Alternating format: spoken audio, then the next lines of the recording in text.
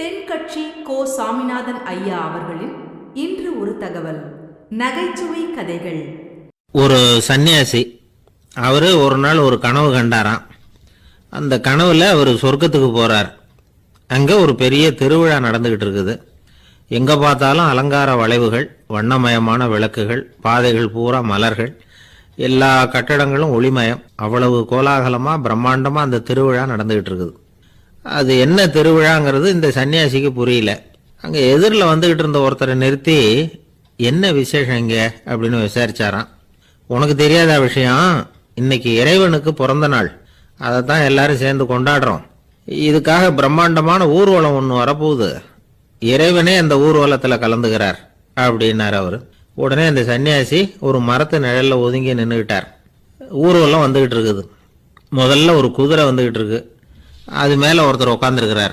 அவருக்கு பின்னாடி நிறைய பேர் கூட்டமாக வந்துக்கிட்டு இருக்கிறாங்க. இவ்வளவு கூட்டம் இவர் பின்னாடி வருதே, யார் இவர் அப்படின்னு கேட்டார். ஒரு மதத்தின் பெயரை சொல்லி, இவர் அந்த மதத்தின் தலைவர், அவரை பின்பற்றுகிற மக்கள் கூட்டம் பின்னாடி வந்துக்கிட்டு இருக்குது அப்படின்னு விவரம் சொல்லியிருக்கிறாங்க. இவங்களுக்கு அடுத்தபடியாக இன்னொரு குதிரையில் ஒருத்தர் வந்துக்கிட்டு இருக்கிறார். அவருக்கு பின்னாடி ஏகப்பட்ட கூட்டம்.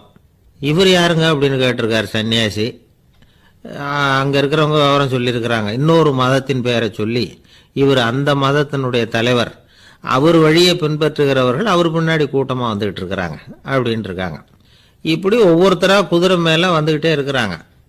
அவங்கள பின்பற்றியும் ஒவ்வொரு கூட்டம் வந்துக்கிட்டே இருக்குது. அந்த பெரிய ஊர்வலம் அது பாட்டுக்கு போய்கிட்டு இருக்குது. கடைசியாக அது முடிஞ்சது ரொம்ப நேரம் கழித்து. அதுக்கப்புறம் கொஞ்சம் நேரம் கழித்து ஒரு வயசான ஆள் குதிரை மேலே வந்துக்கிட்டு இருக்கிறார். ஆனால் அவருக்கு பின்னாடி யாருமே இல்லை. அவர் பரிதாபமாக தனியாக வந்துக்கிட்டு இருக்கிறார். அவர் அந்த ஊர்வலத்தை சேர்ந்தவரா இல்லையாங்கிறதே தெரியல. இவர் யார், இவர் ஏன் இப்படி தனியாக வந்துக்கிட்டு இருக்கிறார் அப்படின்னு கேட்டிருக்கார் அந்த சன்னியாசி. என்னது இப்படி கேட்குறீங்க? இவர் தான் கடவுள். இவருக்காக தான் இன்னைக்கு இந்த ஊர்வலமே நடக்குது. இவருக்கு தான் இன்னைக்கு பிறந்த நாள். முன்னாடி போகிற ஊர்வலம் பூரா இவருடைய பிறந்த நாளை கொண்டாடுறதுக்காக தான் அப்படின்ட்டு இருக்காங்க. இதை கேட்டதும் அந்த சன்னியாசிக்கு திடுக்குன்னு தூக்கி போட்டிருக்கு. இது வரைக்கும் கனவு கண்டுகிட்டு இருந்தவர் முடிச்சுக்கிட்டார். அதுக்கப்புறம் தான் யோசிச்சு பார்த்துருக்கார். உண்மைதான், மக்கள் எல்லாரும் பக்தி மார்க்கத்தில் போகிறதா நினச்சிக்கிட்டு பாதை மாறி போய்கிட்டு இருக்கிறாங்க. கடவுளை பின்பற்றுவதாக நினைக்கிறாங்க பக்தர்கள். ஆனால் கடவுளுக்கு பின்னாடி யாருமே இல்லை. இன்னமும் இயல்பாக இதை பற்றி யோசிச்சு பார்த்தா, உண்மைக்கு பின்னாடி தான் நான் போய்கிட்டு இருக்கேன் அப்படின்னு நிறைய பேர் சொல்கிறாங்க. ஆனால் அந்த உண்மை அனாதையாக போய்கிட்டு இருக்குது. அப்படி ஆயிட்டுது உலகம். ஒரு குடும்ப தலைவர் காலையில் எழுந்திரிச்சதுலேருந்து சத்தம் போட்டு கத்திக்கிட்டு இருப்பார். பக்கத்தில் இருந்தவங்கெல்லாம் ஓடி போய் சமாதானம் பண்ணி பார்த்தாங்க. அவர் ஓயறது மாதிரி தெரியல. கடைசியில் அவர் மனைவி வந்தாங்க. நீங்கள் எல்லாம் விலகி போயிடுங்க, அவர் சுபாவம் எனக்கு தெரியும், நான் பார்த்துக்கிறேன் அப்படின்னாங்க. சரின்னு எல்லாரும் போயிட்டாங்க. சாயந்தரமாக பார்க்குறாங்க, அவர் சத்தம் இல்லாமல் ஒரு மூலையில் உட்காந்துருக்கிறார். ரொம்ப சாதுவா. ஆச்சரியமாக இருந்தது. என்னம்மா பண்ணீங்கன்னு கேட்டாங்க. அது ஒன்றும் இல்லைங்க, ஒரு வேளை சாப்பாட்டை நிறுத்தினேன், பட்னி போட்டேன், அவ்வளவுதான் அப்படின்னாங்க அந்த அம்மா. பந்திக்கு முந்தர ஆசாமிகள் நம்மள பல பேர் உண்டு. அப்படி முந்தறதுக்கு கூட முயற்சி பண்றவங்க நிறைய பேர் இருக்கிறாங்க. இதுல என்ன ஒரு விஷயம்னா, பந்திக்கு முந்தறது கூட தப்பு இல்லை. ஆனா அப்படி ஒரு விருந்துல ஆளா போய் உட்காந்து சாப்பிட்டா கூட வெளியில வர்றப்ப என்ன பெரிய விருந்து வச்சுட்டான், சாம்பார்ல உப்பு இல்லை, ரசத்துல காரம் இல்லை அப்படின்னு குறை சொல்லிட்டே வர்றது இருக்கு பாருங்க. அது சரியில்லை, நாகரிகமும் இல்லை. கல்யாண பத்திரிகையில என்ன போட்டிருக்குது, என் பொண்ணுக்கும் இன்னார் பையனுக்கும் கல்யாணம், எல்லாரும் குடும்பத்தோட வந்திருந்து மணமக்களை ஆசீர்வதிக்கணும், இப்படித்தானே போட்டிருக்கோம். குடும்பத்தோட விருந்து சாப்பிட்டு சாப்பாடு எப்படி இருக்குன்னு அபிப்பிராயம் சொல்லிவிட்டு போங்க அப்படின்னா போட்டிருக்கு கல்யாண பத்திரிகையில். ஒருத்தர் வீட்டு விசேஷத்துக்கு போயிருக்கோம்னா எவ்வளவோ அசௌகரியங்கள் நமக்கு ஏற்படலாம். ஏராளமான கூட்டம் வந்திருக்கும். எல்லாரையும் அவங்க தனித்தனியா கவனிச்சுக்கிட்டு இருக்க முடியாது. நாம தான் அனுசரிச்சு நடந்துக்கணும். நாமளா போய் வாழ்த்த வேண்டியவங்களை வாழ்த்தி விட்டு சேரணும். அதை விட்டுட்டு பத்திரிகை கொடுத்தானேன்னு போனேன், கவனிப்பே சரியில்லை அப்படின்னு புலம்பிக்கிட்டு இருக்கக்கூடாது. ஒரு விருந்துக்கு போனா அங்க எப்படி நடந்துக்கணும் அப்படிங்கறத பத்தி கூட அனுபவசாலிகள் சில விவரங்கள்லாம் சொல்லியிருக்கிறாங்க. இந்த காலத்துல கல்யாணம், பிறந்த நாள், அது இதுன்னு நிறைய விருந்துகள் நடக்குது. அதெல்லாம் எதுக்காக? மனித உறவுகளை வளர்த்துக்கிறதுக்காக தான், வேற எதுக்கு? அதே மாதிரி இலையில எல்லா ஐட்டமும் பரிமாறினதுக்கு அப்புறம் சாப்பிட ஆரம்பிக்கணும். ஒவ்வொரு ஐட்டமா வைக்க வைக்க நாம பாட்டுக்கு எடுத்து உள்ள தள்ளிட்டே இருந்தோம்னா எதை வச்சோம் எதை வைக்கலன்னு பரிமாறினவரே குழம்பி போயிடுவார். ஏன்னா எப்ப பார்த்தாலும் இலை காலியாவே இருக்கும். சாப்பிடுறப்போ உங்க சாப்பாட்டையே நீங்க கவனிக்கணும். அடுத்தவங்க இலையில என்ன இருக்கு, பக்கத்துல இருக்கிறவர் எதை அதிகமா சாப்பிடுறார், இதெல்லாம் நமக்கு என்ன. விருந்துகள்ல சாப்பாட்டை வீணாக்குறதே ஒரு நாகரிகமா போகுது இந்த காலத்துல. சாப்பாட்டுக்கே கஷ்டப்பட்டுக்கிட்டு பல பேர் இந்த உலகத்துல இருக்கிறப்போ சாப்பாட்டை வீணாக்குறது எவ்வளவு பெரிய மோசம்ங்கிறத நினைச்சு பார்க்கணும். வேணுங்கிற அளவுக்கு கேட்டு வாங்கி சாப்பிடுறது தான் முறை. என்ன சார் இந்த அளவுக்கு கூடவா நாகரிகம் தெரியாம இருக்கிறோம், இதை போய் பெருசா சொல்ல வந்துட்டீங்களே அப்படின்னு நினைக்கலாம். ஒருத்தர் 2 பேருக்கு இந்த விவரம் தேவைப்படலாம். அவங்க காதலையும் இது விழட்டுமேங்கிறதுக்காக தான் இது. ஒரு பெரிய கல்யாண விருந்து நடந்துகிட்டு இருந்தது. விருந்து மண்டபத்து வாசல்ல ஒருத்தர் நின்றுகிட்டு வர்றவங்களையெல்லாம் ரொம்ப மரியாதையா வணங்கி உள்ள அனுப்பி வச்சுக்கிட்டு இருந்தார். எப்படி தெரியுமா? வர்றவங்க கையெல்லாம் பிடிச்சி முத்தம் கொடுத்து அதுக்கப்புறம் உள்ள அனுப்பி வச்சுக்கிட்டு இருந்தாராம். கூட்டம்லாம் முடிஞ்சதுக்கு அப்புறம் அவர்கிட்ட போய் கேட்டிருக்கிறாங்க, சார் நானும் எவ்வளவோ விருந்துகளுக்கு போயிருக்கிறேன், இருந்தாலும் இவ்வளவு மரியாதையா வர்றவங்க கைக்கெல்லாம் முத்தம் கொடுத்து வரவேற்கிறத இங்கதான் பாக்குறேன் அப்படின்னு சொன்னாங்க.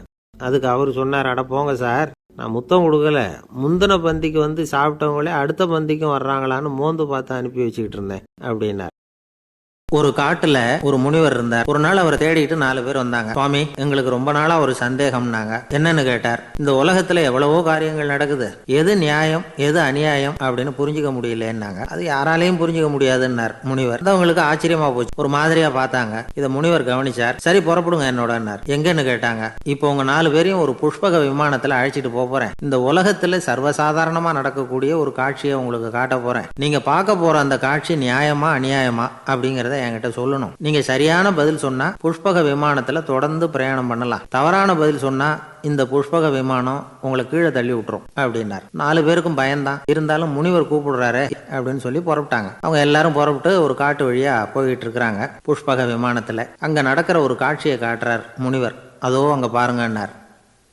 அந்த விமானத்துல இருந்தபடியே எல்லாரும் கீழே குனிஞ்சு பாக்குறாங்க. அங்க ஒரு தாய் புலி அப்பதான் குட்டி போட்டிருக்கு. குட்டிகளை ஈன்ற உடனே பசிக்கு இறை தேடி அந்த பக்கமா வருது. அதே நேரம் ஒரு தாய் மான், அதுவும் அப்பதான் குட்டி போட்டிருக்கு. அதுவும் இதே மாதிரி குட்டிகளை ஈன்ற உடனே பசிக்கு இறை தேடி அந்த பக்கமா வருது.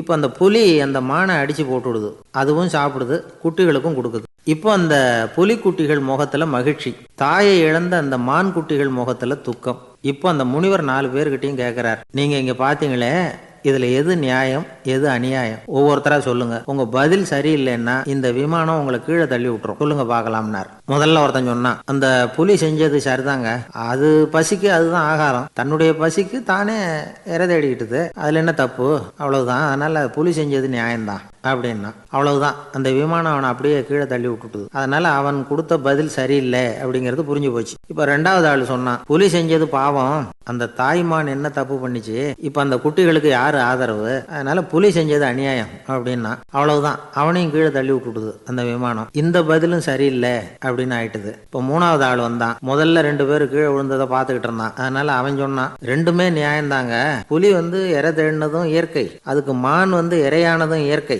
அதனால இதுல ஒன்றும் தப்பு இல்லைன்னா. அவ்வளவுதான், அவனையும் அந்த விமானம் கீழே பிடிச்சி தள்ளி விட்டுது. இப்ப 4வது ஆள் வந்தான். முனிவர் கேட்டார், நீயாவது சொல்லுப்பா, இந்த செயல்ல எது நியாயம்னார். அவன் தெளிவா பதில் சொன்னான். அதாவது என்ன சொன்னான்னா, எனக்கு தெரியல அப்படின்னா. அவனை விமானம் கீழே தள்ளல, சௌரியமா அழைச்சிட்டு போட்டுது. இவனும் பிரயாணம் சௌக்கியமா பண்ணானா. ஆக இதுதான் சரியான பதில்ங்கிறத முனிவர் உணர்த்தினார். ஒரு வீட்டு வாசப்படி பக்கமா மழைக்கு வந்து ஒதுங்கினார் ஒருத்தர். மழை தூரிக்கிட்டு இருந்தது, இருட்டு நேரம். அந்த வீட்டில் இருந்தவர், இன்னைக்கு ராத்திரி வேணும்னா இங்கேயே தங்கிட்டு காலையில் போங்க அப்படின்னார். உடனே இவர் சொன்னார், ரொம்ப நன்றிங்க, ஒரு 10 நிமிஷத்தில் இதை வந்துடுறேன் அப்படின்னு சொல்லிவிட்டு எங்கேயோ ஓடினார். 10 நிமிஷம் கழித்து திரும்பி வந்தார். ஆமாம், எங்கே போயிட்டு வந்தீங்கன்னு கேட்டார் வீட்டில் இருந்தவர். நேராக எங்கள் வீட்டுக்கு போய் மனைவி கிட்ட இன்னைக்கு ராத்திரி இங்கேயே தங்கிக்கிறேன்னு சொல்லிவிட்டு வந்துட்டேன் அப்படின்னார் அவர். அன்புல இது ஒரு ரகம். ஒரு கடையிலையோ அல்லது ஹோட்டல்லையோ ஏதாவது விவரம் கேட்கணும்னா உங்கள் குழந்தைய தைரியமாக அனுப்புங்க. குழந்தைகள் பணிவாகவும் பொறுமையாகவும் விவரம் கேட்குறப்போ கூச்ச சுபாவம் தானாக போயிடும். சின்ன வயசுலேயே இப்படிலாம் பழக்கப்படுத்தினா தான் வருங்காலத்தில் தைரியமாக இந்த சமுதாயத்தில் வாழ முடியும். ஆள் இருந்தார். அவரு தன்னை ஒரு குருன்னு சொல்லிக்கிட்டார். மௌன குரு, வாயை திறக்கிறது இல்ல. அவருக்கு 2 சீடர்கள் உண்டு. இவங்க தான் வர்றவங்க கிட்ட பேசுவாங்க, விளக்கம் கொடுப்பாங்க. ஒரு நாள் இந்த சீடர்கள் 2 பேரும் எங்கேயோ வெளியில போயிட்டாங்க. அந்த நேரம் பார்த்து ஒருத்தர் அங்க வந்தார். குரு கிட்ட போனார். குருவே, புத்தர்னா என்ன அப்படின்னு கேட்டார். குருவுக்கு ஒன்னும் புரியல. அவர் உண்மையான குருவா இருந்தாவில புரியும். திருன்னு முழிக்க ஆரம்பிச்சார். இந்த நேரம் பார்த்து இந்த சீடர்களும் எங்கேயோ போயிட்டாங்களே, என்ன பண்றது, உதவிக்கு யாராவது கிடைக்க மாட்டாங்களா அப்படின்னு அப்படி சுற்றுமுற்றும் பார்த்தார். வந்தவர் இதை கவனிச்சார். ஏதோ புரிஞ்சுக்கிட்டவர் மாதிரி அடுத்த கேள்வியை கேட்டார். தர்மம்னா என்ன சுவாமி அப்படின்னார். குருவுக்கு ரொம்ப சங்கடமா போச்சு. நம்ம நிலைமை இப்படி ஆயிட்டுதே, இக்கட்டுல விட்டுட்டு போயிட்டாங்களே, எங்கேயோ இப்படி மாட்டிக்கிட்டோமே அப்படின்னு சொல்லி விட்டத்தை பார்த்தாராம். அப்புறம் குனிஞ்சு தரைய பார்த்தார். அப்படியே உட்காந்துட்டார். வந்தவர் உடனே அடுத்த கேள்விக்கு போயிட்டாராம். தியானம்னா என்ன சுவாமின்னாராம். பாவம் என்ன பண்ணுவார் அந்த குரு, பேசாம கண்ணை கெட்டியா மூடிக்கிட்டார். இது ஏதெல்லாம் வம்பா போச்சுன்னு. இவர் இப்படி பண்ணா கூட வந்தவர் சளைக்கல. இன்னொரு கேள்வியும் கேட்டார். ஆசீர்வாதம்னா என்னன்னாராம். இவர் பார்த்தார். இப்படியே போனா இவர் கேள்வி கேட்கறத நிறுத்த மாட்டாருன்னு நினைச்சுக்கிட்டு எனக்கு ஒண்ணுமே தெரியாதுங்கிற பாவனையில 2 கையையும் விரிச்சு காட்டினாராம். வந்தவர் முகத்துல மகிழ்ச்சி, மன நிறைவு, ஏதோ எல்லாம் புரிஞ்சுக்கிட்ட ஒரு மாதிரி அங்க இருந்து புறப்பட்டு போனார். வழியில அந்த குருவோட சீடர்கள் 2 பேரையும் சந்திச்சார். உங்க குருவை நாங்க பாத்துட்டு வரோம் அப்படின்னாராம். இவரு என்ன நடந்ததுன்னு கேட்டிருக்காங்க அவங்க. இவர் விவரமா சொன்னாராம். உங்க குரு பேர்பட்ட ஞானி தெரியுமா? புத்தர்னா என்னன்னு கேட்டேன். அதுக்கு அவர் அப்படியும் இப்படியும் பார்த்தார். அதுக்கு என்ன அர்த்தம் தெரியுமா? மக்கள் புத்தரை அங்கேயும் இங்கேயும் தேடுறாங்க, உண்மையில அவர் அங்கேயும் இங்கேயும் தேடி கண்டுபிடிக்க முடியாது அப்படிங்கறத அவர் செய்கை மூலமா உணர்த்தினார். அதுக்கப்புறம் தர்மம்னா என்னன்னு கேட்டேன். ஒரு மேலையும் கீழையும் பார்த்து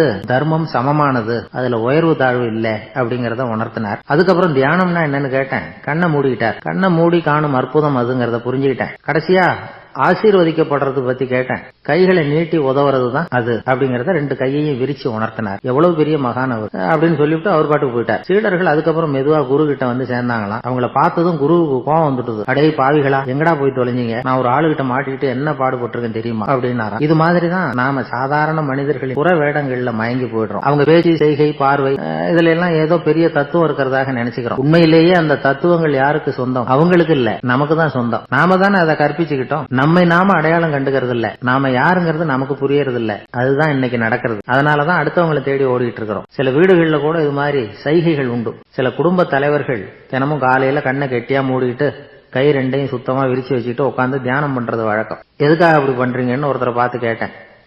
இந்த மாசம் வாங்கின சம்பளம் பூரா தீர்ந்து போச்சு, இனிமே என் கையில சுத்தமா ஒண்ணும் இல்ல, புதுசா எதுவும் செலவு வச்சுடாத அப்படிங்கறத அப்படி உள்ளங்கை 2ஐயும் விரிச்சு காட்டி அவங்களுக்கு உணர்த்துறேன், அவ்வளவுதான் அப்படின்னாரு. ஒரு ஊர்ல ஒருத்தர் இருந்தார். ரொம்ப நல்லவர். யாருக்காவது ஏதாவது கொடுத்துக்கிட்டே இருப்பார். கொடையாளி. தினமும் யாராவது ஒருத்தருக்கு ஏதாவது கொடுக்கலன்னா அவருக்கு தூக்கம் வராது. அப்படி ஒரு பழக்கம். அது மட்டும் இல்ல, அவர் கொடுக்கறது அடுத்தவங்களுக்கு தெரியாது. அவ்வளவு ரகசியமா அதை கொடுப்பார். வலது கை கொடுக்கறது இடது கைக்கு தெரியக்கூடாதுன்னு சொல்றோம் இல்லையா, அது மாதிரி அவர். ஒரு நாள் ராத்திரி அவர் ஏற்கனவே தயாரா கட்டி வச்சிருந்த பண முடிப்பை கையில எடுத்துக்கிட்டார். வீட்டை விட்டு வெளியில வந்தார். தெருவுல இறங்கி நடந்தார். இன்னைக்கு யாருக்கு தர்மம் செய்யறது அப்படின்னு யோசனை பண்ணிட்டு இருட்டுல அப்படி நடந்து வந்துகிட்டு இருக்கிறார். யாரோ ஒருத்தர் எதிரில வர்றது மாதிரி தெரிஞ்சது. உடனே அவர்கிட்ட போனார். தன்னுகிட்ட இருந்த பணம் முடிச்சு அவசரமா அவர் கையில திணிச்சுட்டு திரும்பி வந்துட்டார். அப்பாடா, ஒரு வழியா யாருக்கும் தெரியாம இன்னைக்கு தர்மம் பண்ணியாச்சு அப்படிங்கிற மகிழ்ச்சி, மன நிறைவு அவர் முகத்துல. நிம்மதியா தூங்கி எழுந்திருச்சார். மறுநாள் காலையில ஊரு பூரா ஒரே பேச்சு. என்ன பேச்சுன்னா, நேத்து ராத்திரி ஒரு திருடன் கையில யாரோ பணத்தை கொடுத்துட்டு போயிருக்கிறாங்க அப்படின்னு இது எல்லாரும் பேசிட்டு இருக்காங்க. இதை கேள்விப்பட்டதும் அந்த பெரியவருக்கு ரொம்ப வருத்தமா போயிட்டுது. அடடா, போயும் ஒரு திருடனுக்கா உதவி செஞ்சிருக்கிறோம், பிரயோஜனம் இல்லாம போட்டுதே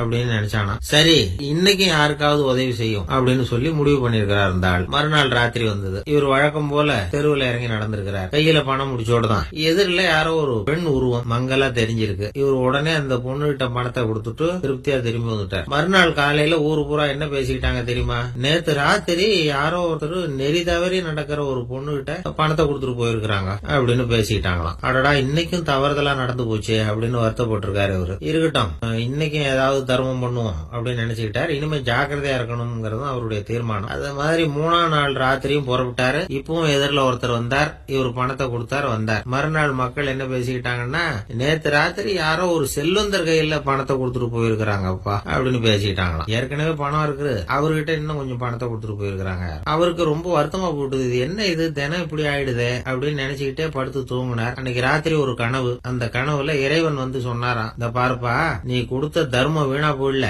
உன்கிட்ட பணம் வாங்கின அந்த திருடன் திருந்திட்டான், அந்த பொண்ணும் திருந்திட்டா, அந்த செல்வந்தனும் இப்ப கொடையாளி ஆயிட்டான், இப்ப யாரு வந்து என்ன கேட்டாலும் கொடுத்துட்டு இருக்கிறான் அப்படின்னு சொன்னாராம். இந்த கதையை சொன்னவர் யாருன்னா நபிகள் நாயகம். இதுல உள்ள கருத்து என்னன்னா, நல்ல மனசோட தர்மம் பண்ணுனா அது வீணா போயிடுறது இல்ல அப்படிங்கிறது தான். இன்னொரு கருத்து, தர்மம் வந்து தன்னை மட்டுமல்ல அடுத்தவங்களையும் தீமையிலிருந்து காப்பார். இதுதான் நாம புரிஞ்சுக்க வேண்டிய ஒரு உண்மை. இந்த காலத்துல இது மாதிரி சில சம்பவங்கள் நடக்கிறது உண்டு. ஒரு பெரிய ஒரு இருட்டுல நடந்து வந்துகிட்டு இருந்தார். எதிரில வந்த ஒருத்தன் வலு கட்டாயமா இவர் கையை பிடிச்சி ஒரு பண முடிப்பை கொடுத்து வச்சுக்க சொல்லிவிட்டு அவன் பாட்டு விலைக்கு போயிட்டான். பெரியவருக்கு ஆச்சரியம், இந்த காலத்திலயும் இப்படி வலது கை கொடுக்கறது இடது கைக்கு தெரியக்கூடாதுன்னு நினைக்கிற கொடையாளிகள் உண்டு போல இருக்கு அப்படின்னு யோசனை பண்ணிட்டே நடந்தாராம். கொஞ்சம் தூரம் போயிருப்பார். அதுக்குள்ள அதே ஆளு திரும்பி வந்தான். கொடுத்த பண முடிப்பை திருப்பி கொடுங்கன்னு கேட்டு வாங்கிட்டு நடக்க ஆரம்பிச்சான். இவருக்கு ஒன்னும் புரியல. ஏன்பா அப்படி பண்றேன்னு கேட்டாராம். அது ஒண்ணும் இல்லைங்க, என்ன பின்னாடி போலீஸ் தேடிட்டு வந்துகிட்டு இருந்தது, அதுதான் அப்படி பண்ணேன், இப்ப போயிட்டுது, இனிமே ஒன்னும் பயம் இல்ல அப்படின்னு சொல்லிவிட்டு அவன் பாட்டுக்கு நடந்து போறான். எனக்கு அதிர்ஷ்டமே இல்ல சார் அப்படின்னாரு ஒருத்தர். ஏன் அப்படி சொல்றீங்கன்னு கேட்டோம். வியாபாரம் பண்ணலாம்னு ஒரு கடை வச்சேன், வேண்டியப்பட்டவங்க கூட என் கடையில வந்து எதுவும் வாங்க மாட்டேங்கிறான், எல்லாரும் அடுத்த கடைக்கு தான் போறான் அப்படின்னு சொல்லி ரொம்ப அழுத்துக்கிட்டார். இதுக்கு போய் அதிர்ஷ்டம் இல்லைன்னு சொல்லாதீங்க, வாடிக்கையாளர்களை வந்து கவர்றது எப்படிங்கிறது உங்களுக்கு தெரியல, அதுதான் குறை அப்படின்னு. எப்பவும் பணத்தை சம்பாதிக்கிறதுலயே குறியா இருக்கக்கூடாதான். அதை விட முக்கியமா நீங்க சம்பாதிக்க வேண்டியது வாடிக்கையாளர்களுடைய மன நிறைவு. வர்றவங்க திருப்தியோட போகணும், அது முக்கியம். அதுல கவனமா இருக்கணும். கடைக்கு வர்ற ஒருத்தர் ஏதாவது ஒரு குறை சொல்றாருன்னு வச்சுங்க, அதை வந்து அலட்சியப்படுத்தக்கூடாது. ரொம்ப அக்கறையோட அதை காது கொடுத்து கேட்கணும். இவ்வளவு ரூபாய்க்கு சாமான் வாங்கினா இந்த ஸ்பூன் அன்பளிப்பு, இப்படி ஏதாவது கொடுக்கலாம். பண்டிகை காலங்கள்லயும் பொருள்கள் வாங்குறவங்களுக்கு இப்படி ஏதாவது பொருத்தமா ஒரு அன்பளிப்பு கொடுக்கலாம். நீங்க கொடுக்கறது ஒரு சர்வசாதாரணமான பொருளா இருந்தா கூட அது வாங்குற ஒரு மனசுல ஒரு மகிழ்ச்சியை ஏற்படுத்தும். எதுவும் உங்களால கொடுக்க முடியலன்னா உங்க முகம் நிறைஞ்ச சிரிப்பையாவது கொடுங்க, அது போதும். உங்க கடையில் இல்லாத ஒரு பொருளை வாடிக்கையாளர் வந்து கேட்கிறார், உடனே இல்லைன்னு முகத்தில் அடிச்சது மாதிரி சொல்லிடக்கூடாது. கொஞ்சம் உட்காருங்க சார் அப்படின்னு சொல்லி உங்க பணியாளர் யாரையாவது அனுப்பி வெளியில இருந்து வாங்கிட்டு வர சொல்லி அவர்கிட்ட கொடுக்கலாம். சில பேர் உங்க கடைக்கு வரும்பொழுது அவங்க வீட்டு குழந்தைகளையும் கூப்பிட்டுக்கிட்டு வர்றாங்கன்னு வைங்க. நீங்க என்ன செய்யணும்னா அந்த குழந்தைகளை முதல்ல கவனிக்கணும். அது கண்ணத்தை கிள்ளணும், அதுகிட்ட விளையாடணும், அதுக்கு ஏதாவது மிட்டாய் பிஸ்கட் எதையாவது கொடுத்து அது கவனத்தை கவரணும். அதுக்கப்புறம் பெரியவங்களை கவனிக்கலாம். உங்க கடையில வேலை செய்யற பணியாளர்கள் சுத்தமா இருக்கணும், சிரிச்ச முகம், சுறுசுறுப்பு, இது ரெண்டும் அவங்களுக்கு தேவை. அழுது வடிஞ்சிக்கிட்டு இருக்கக்கூடாது. அப்புறம் இன்னொரு விஷயம், அதிகமா பொருள் வாங்குற ஒருத்தர்கிட்ட அதிக மரியாதையாகவும் குறைச்சலா பொருள் வாங்குறவர்கிட்ட வேற விதமாகவும் நடந்துக்க கூடாது. எல்லாருக்கிட்டையும் சமமா நடந்துக்கணும். எல்லாத்துக்கும் மேல உங்க கடையில ஒரு பொருள் வாங்கினா அது உண்மையானதா இருக்கும், தரமுள்ளதா இருக்கும் அப்படிங்கிற நினைப்பு ஜனங்களுக்கு வரணும். அதனால தரமான பொருளையே நீங்க வந்து உங்க கடையில வச்சிருக்கணும். இது வரைக்கும் நான் சொன்னதையெல்லாம் கவனத்துல வச்சுக்கிட்டு நீங்க கடையை ஆரம்பிச்சீங்கன்னா வியாபாரம் பிச்சுக்கிட்டு போகும். அப்படி போகலன்னா அதுக்கப்புறம் கேளுங்க. ஏன்னா இந்த யோசனைகள்லாம் அனுபவப்பட்டவங்க சொல்லியிருக்கிற யோசனைகள். இந்த யோசனைகள்ல நீங்க எச்சரிக்கையா இருக்க வேண்டிய ஒரு விஷயம் உண்டு. அது என்னங்கிறதையும் தெரிஞ்சு வச்சுக்கிறது நல்லது. என்னுடைய நண்பர் ஒருத்தர் வந்தார். சார், உங்க யோசனையை கேட்டதுனால நான் ஒரு அறை வாங்கினது தான் மிச்சம்னார். என்ன ஆச்சுன்னு கேட்டேன். எங்க கடைக்கு ஒரு பெரிய அம்மா குழந்தைய தூக்கிட்டு வந்தாங்க சார். உங்க யோசனைப்படி அந்த குழந்தையோட கண்ணத்தை கிள்ளணும்னு முயற்சி பண்ணினேன். திடீர்னு அந்த நேரம் பார்த்து அந்த குழந்தை தலையை குனிஞ்சுக்கிட்டுது. என் கையை வந்து குழந்தையோட கண்ணத்துக்கு பதிலாக அது தூக்கிட்டு வந்தவங்க கண்ணத்தை கிள்ளிவிட்டுது. அதுதான் அப்படி ஆயிட்டுது அப்படின்னார் கண்ணத்தை தடவிக்கிட்டே. ஒரு ஆளு வேகமா நடந்து போய்கிட்டு இருந்தான். அவன் வேகமா நடக்கிறதுக்கு காரணம் வெயில் காலம், காலில் செருப்பு இல்ல, மணல் பாதை, அதுதான் வேகம். காலில் செருப்பும் இல்லாம கையில குடையும் இல்லாம அந்த ஆளு வெயில்ல நடந்து போய்கிட்டு இருக்கிறான். அந்த சமயத்துல இன்னொருத்தன் குதிரை மேல ஏறி அந்த வழியா வந்துகிட்டு இருக்கிறான். அவன் காலில் செருப்பும் இருந்தது, கையில குடையும் இருந்தது. நடந்து போய்கிட்டு இருந்தவன் அந்த குதிரை ஆசாமியை பார்த்து கேட்டான், ஐயா, நீங்களும் குதிரை மேல உட்காந்துக்கிட்டு போய்கிட்டு இருக்கிறீங்க, அப்படி இருக்கிறப்போ உங்களுக்கு அந்த செருப்பு என்னத்துக்கு, அதை எனக்கு கொடுத்து உதவலாமே அப்படின்னா. குதிரை மேல உட்காந்துருந்தவன் யோசனை பண்ணி பார்த்தான். இவன் சொல்றது நியாயம்தானே அப்படின்னு சொல்லி தன்னுடைய செருப்பை கழட்டி அந்த வழிப்போக்கனுக்கு கொடுத்துட்டான். ரொம்ப நல்லதுங்க அப்படின்னு சொல்லி இவன் அதை வாங்கி காலில் மாட்டிக்கிட்டான். அதுக்கப்புறம் மறுபடியும் இவன் ஆரம்பிச்சான், ஐயா, நீங்க குதிரையில போறதுனால போக வேண்டிய இடத்துக்கு வேகமா போய் சேர்ந்துருவீங்க, அதனால உங்க கையில் அந்த குடை என்னத்துக்கு, நான் நடந்து போயிட்டு இருக்கிறவன் ரொம்ப நேரம் நடக்க வேண்டியிருக்கும் இந்த வெயில்ல, அதனால அந்த குடையையும் எனக்கு கொடுங்களேன் அப்படின்னா. குதிரை வீரன் யோசனை பண்ணி பார்த்தான், இதுவும் நியாயம்தானே அப்படின்னு அவனுக்கு தோணுச்சு. உடனே இறக்கப்பட்டு தன் காலில் இருந்த செருப்பை கொடுத்தது மாதிரியே தன் கையில் இருந்த கொடையையும் இவங்கிட்ட கொடுத்துட்டான். அதுக்கப்புறம் அவன் நிம்மதியாக புறப்பட்டான். இப்போ மறுபடியும் கை தட்டி அவனை நிறுத்தினான். கீழே நின்றுட்டு இருந்தவன், என்னப்பா ஏன் என்ன நிறுத்தினேன், இன்னும் ஏதாவது வேணுமா உனக்கு அப்படின்னா குதிரையில் இருந்தவன். இவன் மெதுவாக வாயை திறந்து அந்த குதிரையையும் என்கிட்ட கொடுத்துருங்களேன்னா. அந்த குதிரை வீரன் இப்போ ஒரு கணம் யோசனை பண்ணி பார்த்தான். உடனே என்ன பண்ணான் தெரியுமா, தன்கிட்ட இருந்த குதிரை சவுக்கை எடுத்தான். குதிரை சவுக்கால அந்த ஆளை வாங்குன்னு வீசி தள்ளிவிட்டான். இவ்வளவு சவுக்கடியும் வாங்கிக்கிட்டு இந்த ஆள் என்ன பண்ணான் தெரியுமா, சிரிக்கிறான். அடி வாங்கிட்டு யாராவது சிரிப்பாங்களா? குதிரை வீரனுக்கு ஒன்றும் புரியல. என்னப்பா அது, ஏன் இப்படி அடி வாங்கிட்டு இப்படி சிரிக்கிறியே அப்படின்னு கேட்டான். இப்ப அந்த வழிபோக்கம் சொல்றான், ஐயா நான் இப்படி சிரிக்கிறதுக்கு காரணம் இருக்கு. இப்படி குதிரை கேட்டு உங்ககிட்ட அடி வாங்கலைன்னு வச்சுக்கோங்க, என் உயிர் உள்ள வரைக்கும் மனசுல ஒரு தவிப்பு இருந்துகிட்டே இருக்கும். செருப்பையும் கொடையையும் கேட்ட உடனே கொடுத்தவன் குதிரையையும் கேட்டிருந்தா கொடுத்துருப்பானோ அப்படிங்கிற பேராசையில ஏங்கிக்கிட்டே இருந்திருப்பேன். இப்போ உங்ககிட்ட அடி வாங்கின பிறகு என்னுடைய அந்த சந்தேகம் தீர்ந்து போச்சு. என்னுடைய ஆசைக்கு எல்லை எது அப்படிங்கறத எனக்கு புரிஞ்சுட்டுது அப்படின்னு சொல்லிவிட்டு அவன் நடக்க ஆரம்பிச்சுட்டானான். ஆசைக்கும் எல்லை உண்டு அப்படிங்கிறத விளக்கறதுக்காக வாரியார் சுவாமிகள் சொல்ற கதை இது. இந்த காலத்திலயும் ஒருத்தன் அது மாதிரி கொடை செருப்போட குதிரையில போய்கிட்டு இருந்தான். எதிரில் நடந்து வந்தவன், ஐயா உங்க கொடையை எனக்கு கொடுங்களேன்னு கேட்டான். உடனே அவன் குதிரையிலிருந்து கீழே குதிச்சு இவனை சாட்டையால் அடிக்க ஆரம்பிச்சுட்டான். இன்னொருத்தர் அந்த வழியா வந்தவர் இதை பார்த்தார். ஏன்பா அவன் கேட்டான், உன்னால முடியலன்னா இல்லைன்னு சொல்லிட வேண்டியது தானே, அதுக்காக ஏன் இப்படி அவனை போட்டு அடிக்கிறேன்னு கேட்டார். உங்களுக்கு விவரம் புரியாது சார், காலம் ரொம்ப கெட்டு போச்சு, கேட்டதை கொடுத்தேன்னு வச்சுக்கோங்க, இந்த குதிரையே என்னோடது, அவன் திருடிக்கிட்டு போறான் அப்படின்னு என் பேர்ல புகார் கொடுக்க ஆரம்பிச்சிருவான் சார் அப்படின்னா. அது எப்படி அவ்வளவு உறுதியா சொல்றேன்னு கேட்டார் அவரு. ஏற்கனவே அது மாதிரி ஒருத்தன் பேர்ல புகார் கொடுத்துட்டு தான் இந்த குதிரையை நான் தள்ளிட்டு வந்துகிட்டு இருக்கிறேன் அப்படின்னா. ஒரு காட்டுல ஒரு நரி இருந்தது. ஒரு நாள் காலை நேரம் அது தன்னுடைய இருப்பிடத்திலிருந்து வெளியில வந்தது. கொஞ்சம் தூரம் நடந்து வந்தது. அப்பதான் அது தன்னோட நிழலை கவனிச்சு பார்த்தது. பார்த்தா அது ரொம்ப நீளமா பெருசா இருக்குது. காலை நேரத்துல நிழல் அப்படித்தானே இருக்கும். ஆனா அந்த நரிக்கு அந்த விஷயம் தெரியல. தன்னுடைய நீண்ட பெரிய நிழலை பார்த்து ஆச்சரியப்பட்டது. ஆஹா, நாம இவ்வளவு பெருசாவா இருக்கிறோம் அப்படின்னா என்னுடைய காலை சாப்பாட்டுக்கு ஒரு யானை இல்லைன்னா ஒரு ஒட்டகம் கிடைச்சாதான் சரியா இருக்கும் போல இருக்கு அப்படின்னு முடிவு பண்ணிக்கிட்டது. உடனே ஒரு யானை அல்லது ஒட்டகத்தை தேடி அலைஞ்சுது, எங்க கிடைக்கும்னு. கிடைக்கவே இல்லை. மத்தியானம் 12 மணி ஆயிட்டுது. பசியோட அலையுது. இப்ப தன்னோட நிழலை பார்த்தது. அது மத்தியான நிழல் எப்படி இருக்கும், அது ரொம்பவும் குறுகி போய் தெரிஞ்சுது. உடனே அந்த நரி என்ன நினைச்சுக்கிட்டு தான் தெரியுமா, காலை ஆகாரம் சாப்பிடாததுனால நம்ம உடம்பு இப்படி அழைச்சி போட்டுதே அப்படின்னு நினைச்சுக்கிட்டு தான். கொஞ்ச நேரம் கழிச்சு மறுபடியும் தன்னுடைய நிழலை பார்க்குது. அது இன்னமும் குறுகி போய் காலடியிலேயே வந்துட்டுது. அதுக்கு பயமா போயிடுது. ஐயோ, இன்னும் கொஞ்ச நேரத்துல நாம இறந்துருவோம் போல இருக்க, இப்ப என்ன செய்யறது? இந்த சமயத்துல ஒரு எறும்பு கிடைச்சா கூட போதும், அதை நம்ம காலை ஆகாரமா நினைச்சு சாப்பிட்டுள்ளாமே அப்படின்னு நினைச்சுதான். நம்முடைய நிழல் கூட நம்மள மாதிரியே தான் அடிக்கடி மாறிக்கிட்டே தான் இருக்குது. அது எப்பவும் ஒரே மாதிரி இருக்கிறது இல்ல. மனிதனுக்கு ஏற்படுகிற தன்முனைப்பு இருக்கு பாருங்க, ஈகோ, அது கூட ஒரு நிழல் மாதிரி தானா. அப்படி நினைக்க ஆரம்பிச்சுட்டா அதனால ஏதும் பிரச்சனை வராதான். தன் முனைப்பை நிழல் போலவே ஏற்றுக்கொள்ளுங்கள் அப்படிங்கிறது பெரியவங்க கருத்து. ஒரு காரியத்தை வெற்றிகரமா நல்ல விதமா செஞ்சு முடிக்கிறோம்னு வச்சுக்கோங்க, அந்த சமயத்துல ஒரு வித நுட்பமான தற்பெருமை நமக்குள்ள உண்டாகுது. இது இயற்கையானது. அதனால இது மேல பற்று வைக்கப்படாது. அப்படி வைக்க ஆரம்பிச்சுட்டா அந்த தற்பெருமை ஒரு நிரந்தர விருந்தாளியா நம்ம கிட்ட தங்கிக்கும். நம்ம நிழல் எப்படின்னு பாருங்க, நாம நடக்கும் பொழுது நம்ம பின்னாடியே வரும். தன்முனைப்பையும் அப்படியே நினைச்சுக்குங்க. நிழல் யாருக்கும் எந்த பிரச்சனையையும் உண்டாக்குறது இல்லை. ஆனா அந்த நிழலை கண்டே நாம பயப்பட ஆரம்பிச்சுட்டா நாம எதுலயும் வெற்றி காண முடியாது. நிழலோட சண்டை போடக்கூடாது. அது மாதிரி தன்முனைப்போடவும் நாம சண்டை போட வேண்டியதில்லை. இல்லாத ஒன்றோடு சண்டை போடுறது எப்படின்னா, அது இருட்டோட சண்டை போடுறது மாதிரி. நாம நிழல் கிடையாது. நம்ம கிட்ட இருக்கிற தன்முனைப்பு ஒரு நிழல். நம்ம நிழலையும் நமக்கு சமமா பாக்குறோம் பாருங்க, அங்கதான் சிக்கலே ஆரம்பம். தென்கட்சி கோ சாமிநாதன் ஐயா அவர்களின் இன்று ஒரு தகவல் நகைச்சுவை கதைகளை கேட்டு ரசித்தமைக்கு நன்றி.